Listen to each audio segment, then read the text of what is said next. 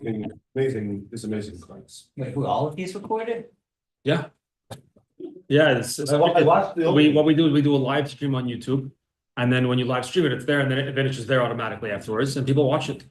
And then it's also on Spotify, Apple Podcast, that kind of stuff. And figure why not? We're anyway learning together. We're anyway sharing stuff, so I put it out, and that they're not here.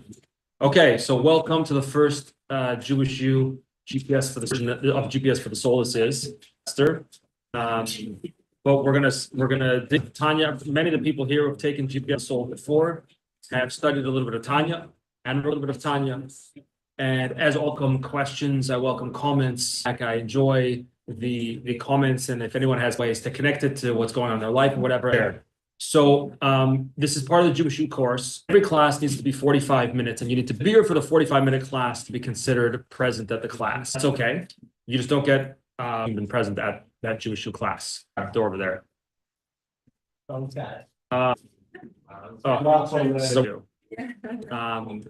People are used to being on campus. We had Both.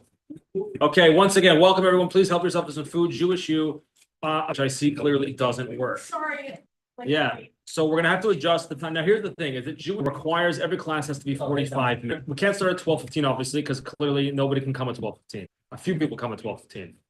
So we can adjust the beginning time if this works with everybody to 12:30.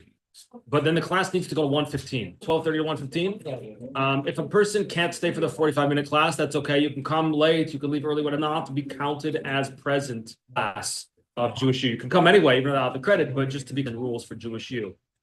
Also, everybody, is that each course for Jewish U made up of 4 classes.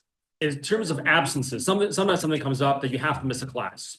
So we encourage you not to miss a class. We encourage you to think that this is something important. Therefore, you should try to rearrange and don't make a doctor's appointment during Jewish U. Make a doctor's appointment. That being said, if it does come up that a class from Jewish U, there are 2 Jewish U courses. Or to say that in different an allowance for 1 makeup per every 8 classes that you have. So of 2 courses that you take, you can miss one of those, and it will be offered for that. If you can't make the makeup either, get credit for the course. We still have a free lunch, and that's still great. But just to be clear, those are the guidelines of Jewish U. So we are officially, as of now, I see that the time 12:15 at work. We're officially changing the time. It's going to go to 1:15. And again, if you leave early, that's fine. You will not be cut for the class for credit. And it all comes from the National Office of Chabad. It doesn't come from me. It's a national program, as people here know. Queens College that have transferred to other campuses are taking Jewish U on their campus. Different rabbi, different rebbitzin, different students, different campus, but the same time, the same trip to Spain. This summer it's going to be Spain as well as Paris. Same trip, same program. So those are the guidelines. Please don't hesitate to ask me or to ask. I can tell you a lot about it since he went on the trip last summer as this page. But so that's what we have. So most of you, I think I know a little bit. Some of you I don't know yet, but I'm Shaul Wertheimer. I'm the Chabad rabbi here for over 20 years, actually 21 years in Queens. And I love getting to know students and connecting with students. And to this day, actually, I still every Friday morning, I learned Thomas in 2005, graduated 2005. We're still in for all these years, and now, and every Friday morning, 8:30, I get on the phone and we study Tanya together. So that's 2005, only before, not everybody, but maybe most of the people here were born, probably. Maybe everybody? Yes. Yeah. Maybe feel real old, but I don't feel old, I feel that. So that's one of the beautiful things about coming together in the Chabad house is that my way, we're not staff that comes and goes every semester or every year or every 2 years. We're here to stay. And we welcome and we love when the relationships continue. And past graduation, again, this guy over 20 years I've known this particular. He's not a student anymore. He's in his early married with a family. But we learned Tanya Friday morning, 30 a.m. And it's really amazing. And that person of the many alumni we're in touch with. And you should always know you can always come back. You can always call us, whether it's for guidance in marriage, whether it's questions. If I can ever help you with halacha questions, if I can ever help you with spiritual questions, you can always reach out. It's always confidential and it's always personal. And if I also don't know the answer to something you ask, I'll just tell you I don't know. But if I can, I'll try to find out the answer for you. Whether it's a halacha question, if I can help you in marriage or in other areas of your life, or whether it's just more life questions, my wife and I are always available, and or text or WhatsApp, if you ever have anything on your mind. So now that we got the long introduction out of the way, let's jump back into the Tanya, an amazing book. And many people here have studied a bit of Tanya before. If you've studied a bit of Tanya either with me or elsewhere before, can you just raise your hand? I'm going to show hands. Also, I've studied Tanya with myself before. Okay, so the over 50%, so the majority have studied Tanya before, which is great. And if you have not studied Tanya before, that's also great. Really intend on this being an introductory class. Really, I'm kind of going to skip the introductory information about the Tanya and what it is and who wrote it, because we've discussed that before. Maybe we'll discuss it again sometime. But for today's class, I had a specific thing in mind that the topic of chapter 3. So we're not even going in order. And I may not go in order. We may probably know, but for today's class, I very much had in mind. And the topic of chapter 3, basically, and YouTube, but it's going to be on Spotify. And the title there is Tanya chapter 3, the mothers and the doubles. And the doubles. So we're going to talk about the mothers and we're going to talk about the doubles. Nobody has any idea what I'm talking about, which is great because it does sense what I just said. But we're going to talk about what are the mothers and what are the doubles. So we have a soul, right? Everybody here know, if you're here, you know you have a soul. You have a soul. By the way, the soul is compared to the roots of a tree. Right? I should have done it here as an exercise. Maybe I should have done it. No, I don't have piece of paper. Okay. Well, I'll just tell you the exercise that I did last year in a class. I didn't intend on doing it. It's popped in my mind right now. Last year, we had a class around this time, about a year ago, Tu B'Shvat. I gave everybody a piece of paper and a pencil or a pen. And I said, everybody, please draw. You're not being tested, but draw a tree. You don't have to be artistic, etc. It was an experiment I was conducting. It's the first time I ever conducted such an experiment. It yielded the result. And I was hoping it would yield those results because that was going to prove my point. If it did not come to those results, I didn't know what I was going to do. What was this? I said, everybody draw a tree. Then we went around, looked at the people's trees, and everybody drew some version of, right? A trunk and leaves or branches, whatever. Some even drew fruits on it. Not a single the roots of the tree, which is ironic because the most important part of the tree is without the roots, whatever remember photosynthesis? Did you learn that in like grade 8 biology or something like that? Remember? I don't know how you remember that. The sunlight and the whatever it is, none of that's going to happen. None of that's going to do anything if you don't have roots for the tree. Number one. And number two, the tree's going to fall over if it doesn't have roots. Right? So the neshama, but yet, interestingly, the most important part of the tree, you don't even see. And we take it for granted. So to another human being, who they are, we don't even see. I see your face. I see your body. I say the things you say. I see or hear the things you say, the way you behave, your body language, whatever it may be. But I don't see your soul, your root, which is the most important part of who you are. A little bit ironic. So, which is really, if we had to say of the Tanya, if I had to say it in one word, which I don't really want, it would force me, I would say the soul. That's 2 words. Soul. That's the topic of the Tanya. What is everything that comes with that? Why am I here? What is Torah? What is mitzvahs? What is God? What does it mean to be a Jew? What is the purpose of creation? Why was I born? All those questions are addressed and answered in the Tanya.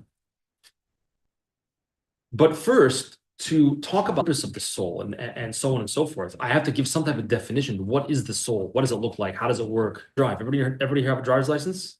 Not everybody. Yeah, you got. You're like Aviv, like pride. God worked hard to pass him. So I have 2 kids with driver's license, and one of them was no problem. She like real good. She's an amazing driver. The other one, Yeah. not as smooth. But in any event, he did pass eventually. But when you learn to drive, I hope your mother or your father, whoever teaches you how to drive, gives you at least a basic rundown if you don't already know it. How do you shift into reverse? How do you shift? Which is the gas pedal? One of my kids who will remain nameless. On the right is the brake, right? The pedal on the right is the gas. The pedal on the left, you got to know that. You're laughing because it's silly, but like, right, if you don't know the base. I drove a Cybertruck recently. My neighbor has a totally weird. Because you know in a normal car, when you turn the wheel. Cybertruck, you go like this. It's like steering. Yeah, and you full turn around, like totally weird. So, and if you're not, you'll have to know what are the various parts of the car. And I remember one time I get a phone call from my daughter shortly after she got her license. This was a year or so ago, whatever. Hi, Tati. I'm at the gas. The car said it was low on gas. How do I fill up the car with gas? How do I do that? Which it sounds funny, but like I actually hadn't do it. I never taught her how to do it. Which where's the thing you know the for the gas tank and she didn't know how to do it. Okay, so you have to learn all these things. It's very basic. So if we're going to talk about the neshama, we need to give some type of like owner type of description, which is the gas pedal, which is the brake. How do you move forward? How do you put the stop on? Right? How do you turn and so on and so forth. So chapter 3 basically talks about that. Yes. How do you know he's right? How do I know he's right? That's a great question. Right. So first of all, the author of the Tanya is an expert in the entire Talmud, the Babylonian and the Jerusalem Talmud, as well as all of the halachic works. In fact, he authored himself in Upchan Aruch, the Code of Jewish Law. He was an expert in every single book of Kabbalah that was available at the time. That was the time, which was many of them, not all of them. There were some written afterwards as well. And furthermore, actually, as he states in the introduction, I am merely collecting from previous sources. It's a lot more than that. He's doing more than collecting. Like, why did you say A and not source B? So the very things in and of itself contains great novelties and contains great lessons. So how do I know he's right? Well, he's building on the tradition of Judaism, which goes all the way back to Mount Sinai, Jewish law, the Talmud, the Mishnah of Kabbalah. So in that sense, how do I know he's right? Well, I don't. And one would sense just as easily put that to the entire Talmud, to the entire Chumash, and so on and so forth, which maybe we should have a class on someday. Not today's class, but that's maybe at some point we'll do a topic on that. But yes, he's not forging a new path in that sense. He's really building upon, again, all the works of the Talmud and all the works of Kabbalah and so on and so forth. Does that address the question? For now. Yeah. Okay, for now, satisfactory. Okay. But that is part of right. How do we know anything is right? Which again, maybe we should do a class on at some point. What is the owner's manual of the soul? There are 10 parts in quotation, air quotations, right? Because no parts. The neshama is infinite. If you divide it in half, you can't, it doesn't make sense. If you were to divide it in half, each half would still be infinite, right? So there are no parts to the soul. The soul, but just due to the parts, because I don't have a better word at the moment. The neshama has 10 parts. If you wanted to take out the word part, you could replace it with aspect, element, concepts, notions. We could go through the thesaurus. You like the SATs? You did well in English SATs? Some people love the English, some people hate the whole thing. In any event, the soul has 10 elements. And we're going to divide those 10 into 2. We're going to divide not in half, not 5 and 5. 3 are going to be our intellect. 7 are going to be our emotions. So, you ever heard of Chabad? Yeah. Anybody know what Chabad is? Right? This is Chabad. No, the type of Chassidus. Okay, good. Okay, yeah, no, and is Chabad a word? Trick question a little bit. It's an acronym, right? Chabad's not a word. What does it stand for? Anybody know? Okay, good. You're getting there. No. Chochma, Bina, for the Sfardim here. Chochma, I'm going to useless, but I'll do it anyway. Chochma is Bina is understand. Translation I hate the most of all of them. Da'as is knowledge, which is a very bad translation. We get to that in today's class. If we don't, we'll do it next week. By the way, one of the strangest experiences, well, not really, but I was in Kollel. I was recently married. I was studying Shiva for married men in Morristown, and my wife was expecting our first child. And so she says, for maternity clothes. You know, that's the way it goes. Women pregnant, maternity clothes. You heard about this before. Okay. So she said, I found out that Old Navy, went to the Old Navy. Don't ask me why in Harlem. Where we drove from New Jersey to Harlem. there is said wife. And so we're going, and my wife finds a few maternity items and goes to try them on, make sure they fit, whatever. I'm standing outside like a good husband's waiting. I don't know what am I supposed to do. I'm standing outside waiting. And this guy walks past me, looks at me, and you can't make this up, and says, Chochma, Bina, Das. And keeps on walking. Okay. So that is the intellect, our brains, our mind. What this really is telling us is that intellect is not monolithic. It's not one thing called thinking, brains, mind. And so that's not intellect. Intellect has parts. And again, there's no real parts here. You can't divide your thinking into parts. An idea has no parts, not physical parts, but conceptual parts. So you have in intellect, chokhmah, bina, and das, which we'll explain momentarily. Those are 3 of the 10 parts, 10 elements of your soul. Then there's the 7, which are our emotions, our case. And that is the soul. Okay. So any questions or comments so far? Let's break down Chabad a little bit. What is Chabad? And understanding of why Chabad, like someone said, a type of Chassidus, there's a reason. It's not just that. Chokhmah, Bin, and Das. Our intellect, our thinking process actually has 3 stages to it. Stage number 1, Chokhmah. Chokhmah compared to, in chapter 3 of Tanya, a flash, like a flash of lightning. You ever in a storm? The lightning flashes. What do you see in that moment? You're looking out of the street, or maybe you're camping on a camping trip, lights up the whole horizon. What do you see? What did you see? It's not a trick question. What do you see? You see, like, You see white. Okay. are you looking in the distance? It's not really a trick question. I'm just lightning strikes. And what do you see in front of you? Lightning, nothing. Guys, this is like very. Can you repeat the question, please? Flash of light. You're struck by it or not. Oh, to answer your start, but I didn't articulate the question properly. What you see is everything in front of you For a split second. for a split second. That is kind of. It's not a trick question. It could be I didn't articulate it well. Trick question. What do you see? Everything, whether it's a mountain, whether it's trees, whether it's Main Street and pile, that for some reason the Department of Sanitation decides snow by piling it up and taking away 2 more parking spots. I'm not upset about that, but in front of you. Now, imagine someone says to you, "Oh, you just saw everything? What did you see? Can you just to me? Are you able to describe it at that point?" Probably not. It's like there was a study I read once. When someone is I don't remember the details. You could probably Google it. When someone is a witness to a crime, and then the police are asking them, "What did you see? How tall was the person? Was it a man? Was it a woman?" Oftentimes, the person whose actual incident in front of their eyes cannot recall or cannot articulate, even though they saw it. So, was the guy wearing a red jacket or a blue jacket? It was red. I'm not sure. That's chokhmah. You see everything. The lightning strikes, horizon is lit up. But you can't articulate what you saw. Not because you didn't see it. I grew up in a different decade than you did. So we had film photography. But the same concept works with digital photography as well. When you push the button, what happens? The lens opens. For how long does the lens open? Usually a very 1/60th of a second. 1/250th of a second. Sports photography will be at 1/5000th of a second, whatever it may be, right? What happens then? I don't know as much about the film. A light flash of an instant and transfers that was in front of the camera, in front of the lens, onto the film. Everything is there. Now, if you see the image? No, not at all. You don't see it. What do you need to do? Well, with good old film, to be developed.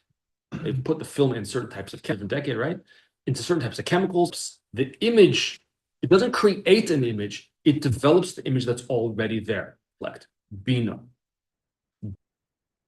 Chokhmah is the seed, the kernel, like the DNA.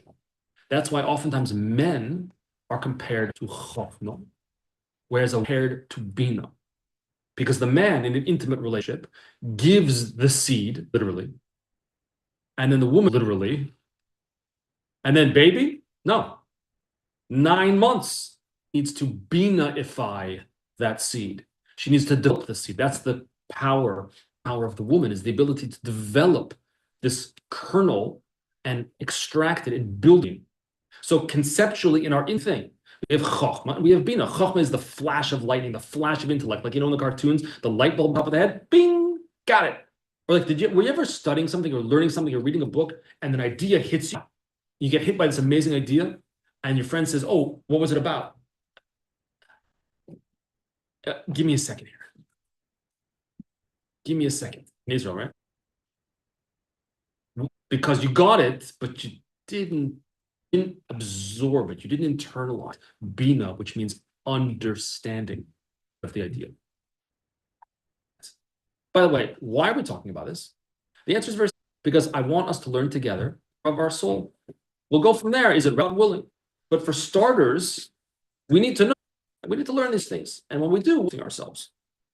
Now, the intellect parts to it. Chochma, bina, and das. Chochma, bina. Chochma is the information, the core itself. And bina is the developing. Good, so what else do I need? That's intellect, right? If I get the core of an idea, and now I've developed it, what am I missing here? Well, what? You want to say something? No. So the answer is what I'm missing is das, is knowledge. But that's a very poor translation. Wisdom and understanding are better translations. Knowledge is a poor translation of das. Dat, dalid, ayin, sof, or tough. What does the word das actually mean? So I heard once from a great rabbi in Israel, Rabbi Yitzchak, that anytime you want to know what a word means in Hebrew, key is go find the word time it appears in the Torah, and that gives you insight into the nature of that word. First time the word. I guess by the Isa das. Okay, yeah, close. Da eschava ishtoi, knew his wife Eve. He knew her. It's a mature audience, right? We can speak about mature things here. It's okay. Everybody's over whatever. He knew her. What do you mean? Nice to meet you. What do you mean he knew her? Know her? Hello. They were. So why does the Torah say he knew her? The Torah could have said he was intimate with her. It doesn't say knew her. Why? Because that's what intimacy actually is. Intimacy is knowledge, bonding, connection. That's what it really is. Unfortunately, in today's society, people, it's really started from the so-called revolution and whatever, that intimacy, fortunately, has a devastating effect on people and their feelings and on their relationships. Intimacy, bonding, is connection. That's what it's meant to be, what it actually is. And so too in your Adam knew Eve. Doesn't mean he knew her. Hi, nice to meet you.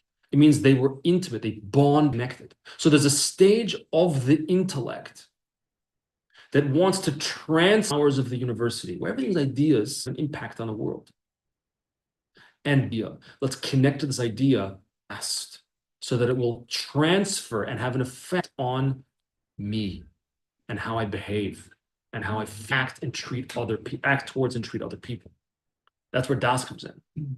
Story is told of someone who grew up religious and for whatever reason felt it wasn't really for him, left religion, left religious practice. One day someone sees him, it was Yom Kippur, and he's sitting, smoking in violation of the holiness of the day of Yom Kippur, learning Gemara. Someone said, what are you doing? Learning Gemara? You're not even religious. And you're vying Kippur, the holiest day of the year, with probably had a cup of coffee with him too or something. What? It doesn't make sense. It's contradictory. Gemara, the guy was obviously a smart man. Gemara is enjoyable. It's enjoyable. It's stimulating. I love it. The cigarette also is. So the other. So it's cigarette on Yom Kippur with a cup of coffee on Yom Kippur. Yeah, it's enjoyable. The Gemara, yeah, it's also enjoyable. This is a smart man. I enjoy the logic, the intellectual exercise. Yeah, I like it too. That's a lack of das. He has the chokhmah, he has the bina, the knowledge, the understanding. Could be the person who's a great scholar, lots of information. But what does information do for us? Not much in and of itself. Right? We know nowadays, something like the last years, there was a great revolution in society. It's called the smartphone, right? I grew up without one. When we didn't have a phone. How about that? Didn't even have a phone. That's the way it was. But now we walk around with all the information we could possibly desire at our fingertips. Everything, you want to know something, you ask ch.3. Now AI is advancing, whatever. AI, like who's even using Google anymore? We have all the information at our fingertips. So information is not even really all that valuable anymore. Information in and of itself is not such a commodity because I can get it anywhere. I can get real information, I can get fake information. Whatever information you want, you can get. By the way, if you do end up asking Jewish questions, particularly halacha questions, just be aware that every time I've done that, it's 100% and makes up sources that don't exist. So you can always ask me if you have questions about that. But So information in about Wrong. Can you just do the opposite way? I like that question. It's a good question. There's no real human beings, not just rabbis, but real human beings are here to stay. In fact, an amazing rabbi. He said some people are worried. What's AI going to do to our thinking? AI, all you need to do is type it in, you get the answer. Right? It tells you the answer, and it brings from all the entire internet sources from all over human thinking. So Rabbi ch.3, no, it's the opposite. AI will force us to really mean to think like a human. Because the information I could find on ch.3. So apparently providing information function of the intellect. Because you can get that on your phone. So AI will force us to really what does it actually mean to think like a human? What does that mean? Because the computers also think. It's just artificial. The information they have way better than it, basically, right? To the opposite, no. But in any event, so the flash of intellect, light bulb that goes on above the person's head in the cartoon, the flash of lightning, when you see the entire horizon lights, the entire image is transferred to the film camera when you push the button and the lens opens for a split second, 50th of a second. Boom, just a quick image in, and the whole image is there, but it's got to be developed. So too in the analogy of a man and a woman, to produce new. But the way new is through Yada Aschava, and Adam knew Eve. The way to produce something new, meaning not just to rehash and repeat whatever ch.3 told you, not just to provide information. The way to get something new, a new human being, there's only one way to do that. You need the information, so to speak. You need the DNA, but then you need bonding. You need connection. And then something new could happen.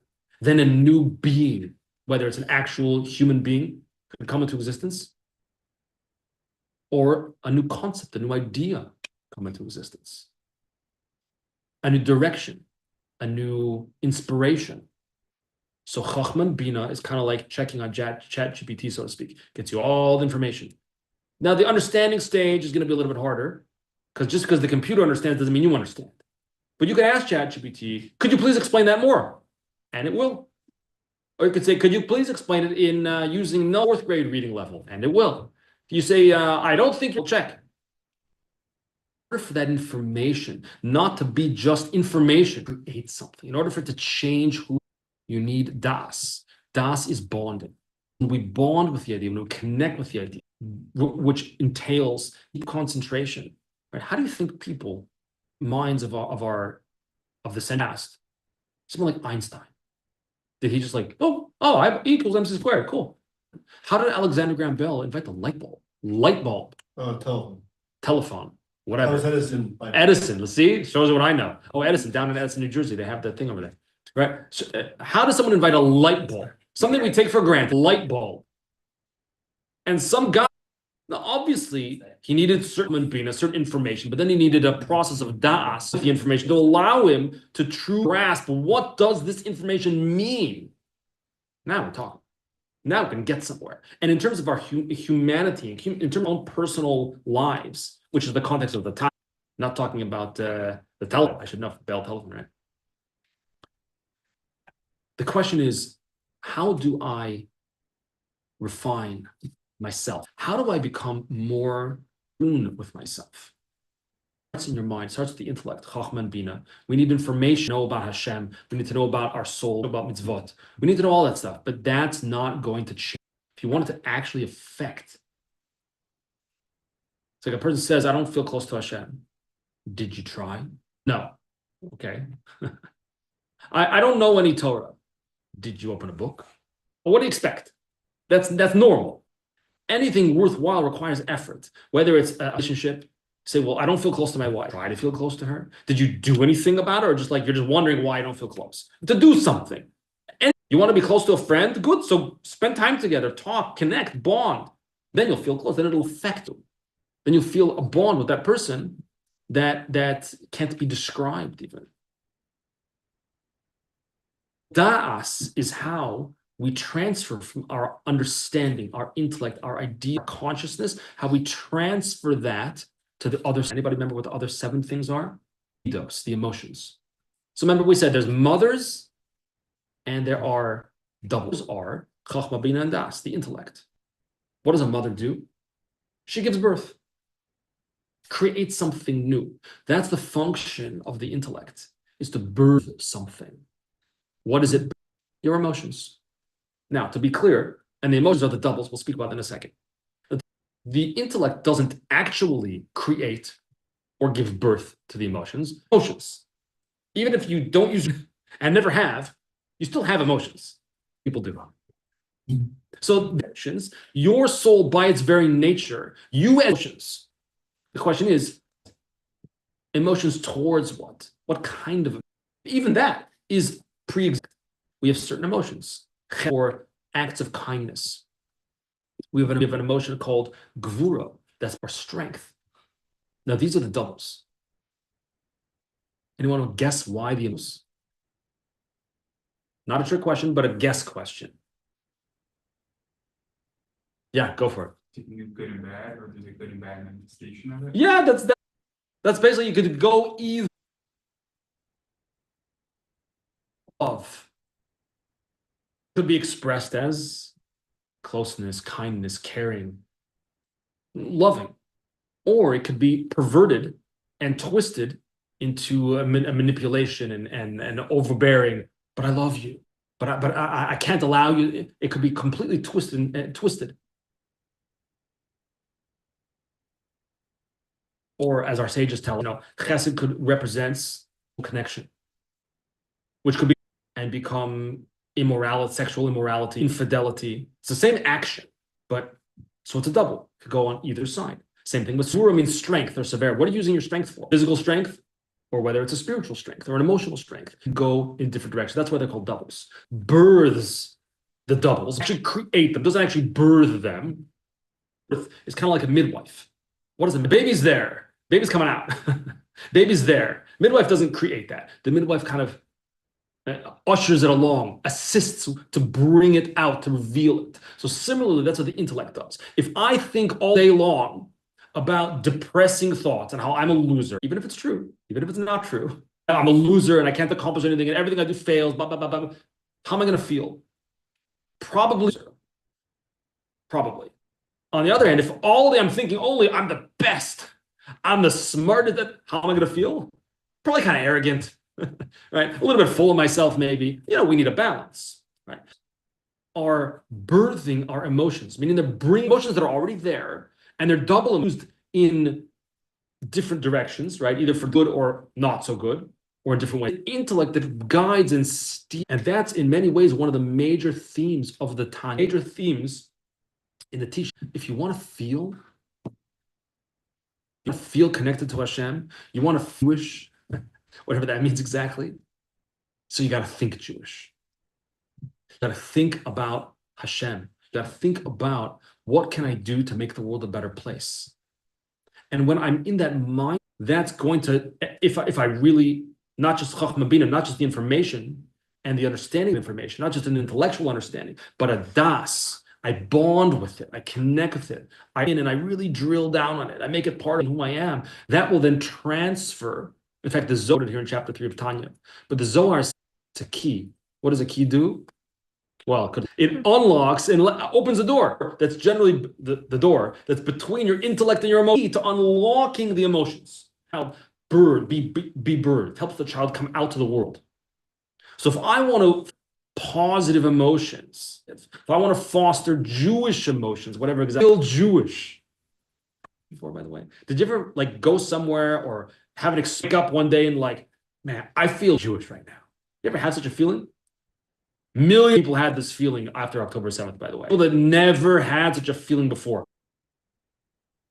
So what does it know? But if you want to feel Jewish, it's going to help you to think Jewish. And that in many ways, theme of chapter 3 of Tanya.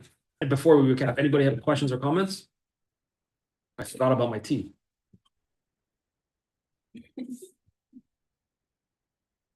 So this is classical part. I don't know which part, because we did it already many times, GPS for the soul. We keep coming back to the Tanya. This should be part 3. 3? No, it's part 2 technically, because we did part. Right, we did. It's out of order. I think it's out of order. I think it might be part 4. I think it's 2. You think it's 2? I need to take attendance. So. Yeah. So either way, part 1, 2, 3, 4, doesn't really matter. This is the book of Tanya we're going to be studying. This one was actually printed in Auckland, New Zealand. We're going to be studying the Tanya together. We got a little bit of a taste. What's the practical point of all this? I'm going to leave that for you guys to think about. What my goal in today's discussion, today's class, was really to just present this information. I don't know if it's here. Maybe it's old news to everybody. Maybe it's new to everybody. I don't know. It doesn't matter. My goal was to present this information, this owner's manual, if you will, a little bit about when we're going to talk about the soul. So me, like, oh, I have a soul. Okay, next. So we started today by discussing what is the anatomy, structure of the soul. We said there's 10 parts, even though I didn't like the word part, maybe element, or I don't know. I need a thesaurus, but elements of the soul, 10 aspects of soul, which divide, not in half. Three is, huh? Well, The mothers. The mothers. What are the mothers? well, Chabad. Chachma Bina Das, like the guy in front of me, Chachma Bina Das, and kept on walking anything because I was like, what? I was out of place in that store. Let's just put it that way. In any event, the mothers are Chachma, Bina, and Das. Wisdom, understanding, knowledge, which really means bonding, connecting. That's the intellect. Those are the processes of intellect that starts in your brain as a flash, as a kernel, as a seed, with all the DNA, all the information, the idea, and then it needs to be developed in your mind. After you have the idea, just because you read the information in a book doesn't mean you understand it. Now you need Bina. You need to be internalized in your womb, so to speak. It take 9 months, might take 40 years. Our sages tell us that a person doesn't fully understand his teacher until 40 years have passed. The true death, that's